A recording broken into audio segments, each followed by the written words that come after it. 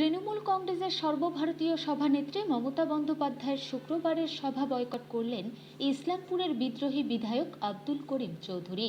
পঞ্চায়েত ভোটের আগে শুক্রবার কালীঘাটে সভানেত্রী রাজ্যের সমস্ত বিধায়ক, সাংসদ, জেলা সভাপতি এবং চেয়ারম্যানদের নিয়ে বৈঠক ডেকেছেন। সেই বৈঠকে দলের তরফ থেকে কোনো পরিচিতি নেতা তাকে ফোন করেননি। একজন অপরিচিত ব্যক্তি তাকে ফোন করে শুক্রবারের বৈঠকের কথা জানিয়েছেন। তিনি সেই ফোন ধরেননি।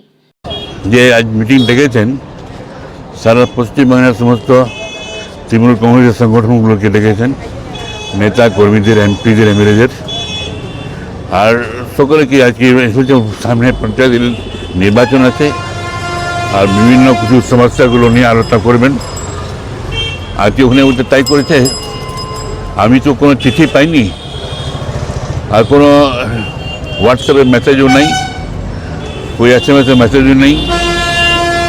ওইখানেই থেকে বুঝে আপনার বিবেকের একজন কর্মী আছে, সেক্রেটারি কী আছে জানি না, ওই শুধু জানিয়েছিল যে এরকম মিটিং লাগা হয়েছে, সেটাতে আপনাকে আসতে হবে। তো আমি কিছু ফোন ধরি না, ওদের ফোন ধরেছিল ওই ইমদাদ বাবু, ছোটো বাবুটা, ছোটোটা, ও ধরেছিল, ও বলেছিল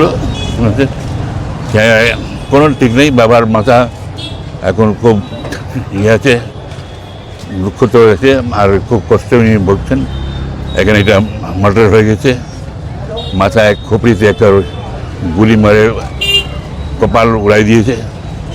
এটাতে পাপা যাই দেখার পর থেকে, হসপিটালে দেখার পর, তারপর গ্রামে দেখার পর উনি খুব শোকে ভুগছেন, মন মেজাজ খুব খারাপ, কিছু ভালো লাগছে না। এই জন্যে উনি মনে হচ্ছে যাবেন না, এটা উনি ঠিক করেছেন। যাই কী হবে, আবার ওই সুব্রত বক্সি যে তৃণমূল কংগ্রেসের সভাপতি আছে, বলেছিল আমাকে, আপনারা আমার বাবাকে ওই পরিষদ দলের মিটিং অ্যাসেম্বলি হাউসে, যখন আমার পাপা বলল যে আমার এলাকায় আমি MLA আর আমার বিরোধী লোককে, আমার শত্রুকে আপনারা ব্লকের সংগঠনের চার্জ দিয়েছেন, ব্লক কমিটি চার্জ দিয়ে দিয়েছেন, প্রেসিডেন্ট করেছেন, ওকে সরান। যখন বললাম, সমস্ত MLA ছিল, আমাদের পরিষদ দলের নেতারাও ছিল, সবাই ছিল, সবাই থাকার পরও